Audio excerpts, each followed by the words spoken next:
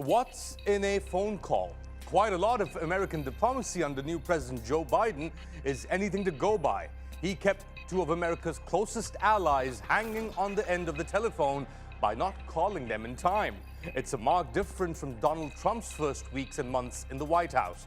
So what's going on with the Democrats, and why hasn't Biden called his allies to say he loves them?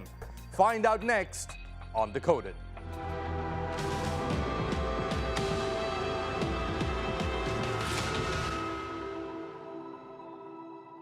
Let's start with the ghosting of Saudi Arabia's heir apparent Mohammed bin Salman. 5 years ago, he was central to Donald Trump's Middle East strategy. Trump's son-in-law and special advisor, Jared Kushner, was on speed dial with the young buccaneering prince. The murder of Jamal Khashoggi, the Saudi journalist at the Saudi consulate in Istanbul, cast a long shadow over links between the White House and Saudi Arabia. But deals were done and business continued as normal. The man-made famine in Yemen has killed tens of thousands of people, which lies squarely at the feet of Yemen's neighbor in Saudi Arabia, according to the United Nations. So when the White House made the announcement it was recalibrating its relationship with Saudi Arabia, it didn't come as a surprise.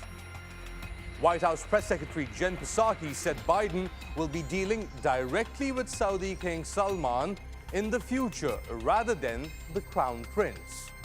Biden, during his 2020 campaign, vowed to change the nature of the US-Saudi relationship and recently announced an end to support for the Saudis in Yemen. So, does this mean an end to the special relationship between the Americans and the Saudis? Well, no. The US will, quote, continue to support and help Saudi Arabia defend its sovereignty, territorial integrity, and people. Or, in more nuanced, between-the-lines terms, watch out Iran.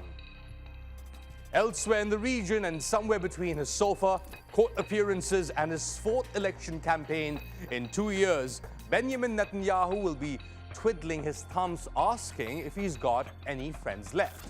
You may remember relations between Israel and the US during Barack Obama's presidency getting frosty in 2014. That year, Daesh was gaining ground in Syria and Israel bombed Gaza, and a war of words erupted between the Israeli and the US governments. Israeli Defense Minister Moshe Yaalon called Secretary of State John Kerry's regional peace efforts back then as obsessive and messianic, before the gloves came off and senior US administration officials derided Netanyahu as a chicken and a coward. Even the much-vaunted security ties between the two states began to suffer when Israel was bombing Gaza. The US delayed shipments of Hellfire missiles to its regional BFF. So there are those in Israel asking why Biden hasn't taken his time reuniting with old friends. The Middle East is different now, following 5 years of Trump's rule, most notably with the US moving its embassy to Jerusalem. There are also improving ties and relations among rival Gulf monarchies and Israel. The Israeli view is that Team Biden is giving Netanyahu the cold shoulder, even though he's called him up in the past few days, because of his ties to Trump. But that hasn't stopped the country's militaries being cordial with each other. The current US Secretary of State, Antony Blinken, and National Security Advisor Jake Sullivan have reached out to their Israeli counterparts in order to maintain smooth military cooperation.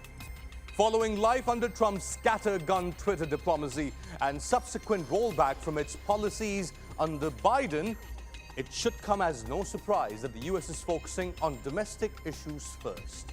So leaders across the Middle East are hanging on the telephone for Joe to call them up. Tell us what you think. Send your comments and suggestions on our YouTube page. I'm on Twitter at Ali_Mustafa.